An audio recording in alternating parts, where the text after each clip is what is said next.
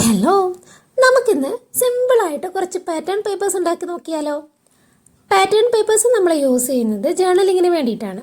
അപ്പോൾ ഞാൻ A4 sheet use ചെയ്തിട്ടാണ് ഇത് ഉണ്ടാക്കിയെടുക്കുന്നത്. അപ്പോൾ ആദ്യം തന്നെ ഒരു A4 ഷീറ്റ് എടുത്തിട്ടുണ്ട്. അത് ഈ വീഡിയോ കാണിക്കുന്ന വിധം ഒന്ന് ഫോൾഡ് ചെയ്ത് കൊടുക്കാം.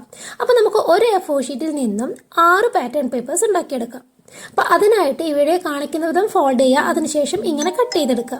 ഇങ്ങനെ 3ആയിട്ട് ഫോൾഡ് ചെയ്തതിന് ശേഷം വീണ്ടും ഓരോന്നും ഓപ്പോസിറ്റ് സൈഡിലോട്ട് ഫോൾഡ് ചെയ്തിട്ട് വീണ്ടും കട്ട് ചെയ്തെടുക്കാം.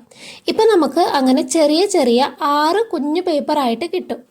ജേർണലിങ്ങിനോട് ഇപ്പം എല്ലാവർക്കും ഭയങ്കര ഇഷ്ടമാണെന്ന് എനിക്ക് തോന്നിയിട്ടുണ്ട്. കാരണം എന്ത് വീഡിയോ ഇടുമ്പോൾ ജേർണലിങ് ചെയ്യാവോ, ജേർണലിങ് സപ്ലൈസസ് ഉണ്ടാക്കാവോ എന്നൊക്കെ കമൻസ് കാണാറുണ്ട്. അപ്പോൾ ജേർണൽ സപ്ലൈസസ് എന്ന് പറയുമ്പോൾ ഒരുപാടുണ്ട്. അപ്പോൾ നമുക്ക് ഒരു വീഡിയോയിലായിട്ട് ചെയ്തെടുക്കുന്നതിനേക്കാളും നല്ലത് ഇതുപോലെ ചെറിയ ചെറിയ വീഡിയോസ് ആയിട്ട് പോസ്റ്റ് ചെയ്യുന്നതായിരിക്കും. അപ്പോൾ ഇതും ഒരു ജേർണലിങ്ങിൻ്റെ പാർട്ടായിട്ട് കൂട്ടിയാൽ മതി.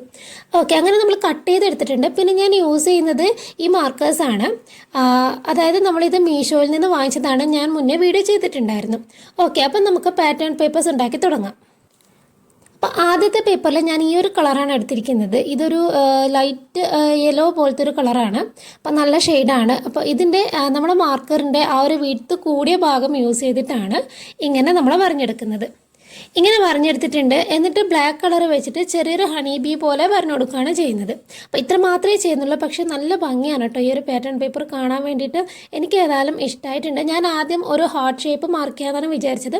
പിന്നെ ആ യെല്ലോ കളർ വന്നപ്പം പിന്നെ ഹണി ബീ ആണ് പിന്നെ മനസ്സിൽ വന്നത്. അപ്പോൾ പിന്നെ അത് ചെയ്യാമെന്ന് വിചാരിച്ചു. അപ്പോൾ നിങ്ങളുടെ മനസ്സിൽ എന്തൊക്കെ ഐഡിയാസാണ് വരുന്നതെന്ന് നോക്കിയിട്ട് നിങ്ങൾക്ക് ചെയ്യാം കേട്ടോ. ചിലപ്പോൾ നമ്മൾ മനസ്സിൽ വിചാരിച്ചിട്ട് ചെയ്തുകൊണ്ടിരിക്കുമ്പോൾ നമ്മൾ ഐഡിയാസൊക്കെ കംപ്ലീറ്റ് ആയിട്ട് മാറും.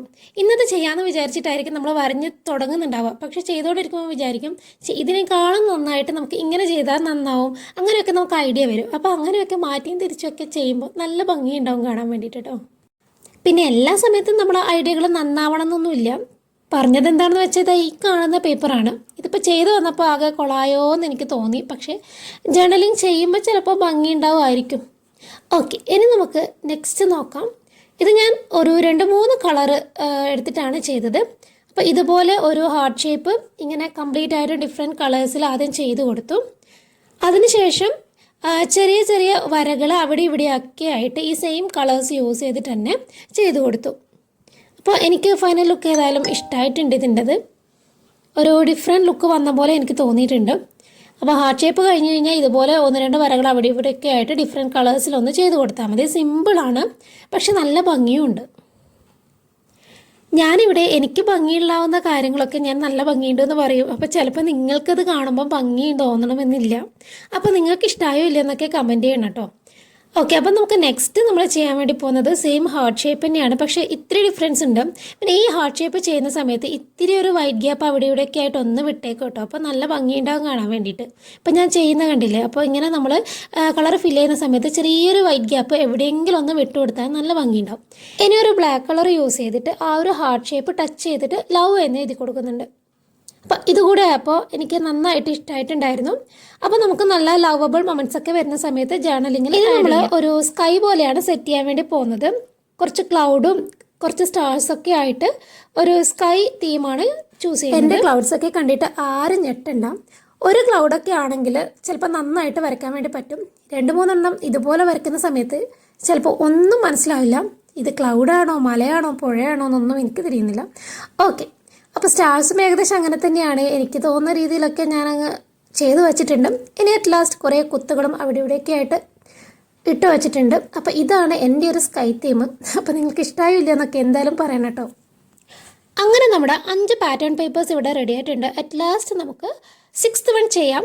അപ്പോൾ ഇവിടെ ഞാനൊരു ഫ്രൂട്ട് തീമാണ് ചൂസ് ചെയ്യുന്നത്. അപ്പോൾ എല്ലാവരും കോമൺ ആയിട്ടും ഫ്രൂട്ട്സ് എന്ന് പറയുമ്പോൾ സ്ട്രോബെറിയാണ് ചൂസ് ചെയ്യുന്നത്. നമുക്കൊരു ഒന്ന് ഡിഫറെൻ്റ് ആയിട്ട് ചിന്തിക്കാം. അപ്പോൾ ഞാനിവിടെ കുറേ വട്ടം വരഞ്ഞു വെച്ചിട്ട് അതൊന്ന് ഫില്ല് ചെയ്ത് കൊടുക്കുന്നുണ്ട്. ചെയ്തു വന്നപ്പോൾ ഇതൊരു സപ്പോർട്ട ആണോ എന്ന് എനിക്കൊരു ഡൗട്ട് ഉണ്ട് കേട്ടോ. അപ്പോൾ ഞാൻ സപ്പോർട്ട എന്ന് ഉദ്ദേശിച്ചിട്ടൊന്നുമല്ല ചെയ്തത്. ആ ഒരു കളർ കോമ്പിനേഷൻ എനിക്ക് ഇഷ്ടമായതുകൊണ്ട് അങ്ങനെയൊന്ന് ചെയ്ത് കൊടുത്തതാണ്. അപ്പോൾ ഏതായാലും എനിക്ക് ഇഷ്ടമായിട്ടുണ്ട്. ഇനി കണ്ണും മുഖമൊക്കെ ഒന്ന് സെറ്റ് ചെയ്ത് കൊടുക്കുന്നുണ്ട്. അപ്പോൾ ഇതാണ് നമ്മുടെ അവസാനത്തെ പാറ്റേൺ പേപ്പർ. വീഡിയോയിൽ ഇതിൻ്റെ കളർ ഇത്തിരി ഡാർക്കായിട്ടുണ്ട്. ശരിക്കും ഇത് നല്ല ലൈറ്റ് ഷെയ്ഡാണ്.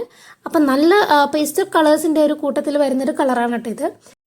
അങ്ങനെ നമ്മുടെ 6 പാറ്റേൺ പേപ്പേഴ്സും ഇവിടെ റെഡി ആയിട്ടുണ്ട്. ഇതിൽ നിങ്ങൾക്ക് ഏതാണ് കൂടുതലായിട്ടും ഇഷ്ടമായെന്നുള്ളത് എന്തായാലും കമൻറ്റ് ചെയ്യണം. കൂടെ ഇതിൽ ഇഷ്ടമാവാത്തത് ഏതാണ് എന്നതും കൂടെ കമൻറ്റ് ചെയ്യാം. അതുപോലെ തന്നെ ജേണൽ സപ്ലൈസസിൻ്റെ ഓരോരോ പാർട്ട് വീഡിയോസ് ആയിട്ട് നമുക്ക് വേഗം തന്നെ വരാം.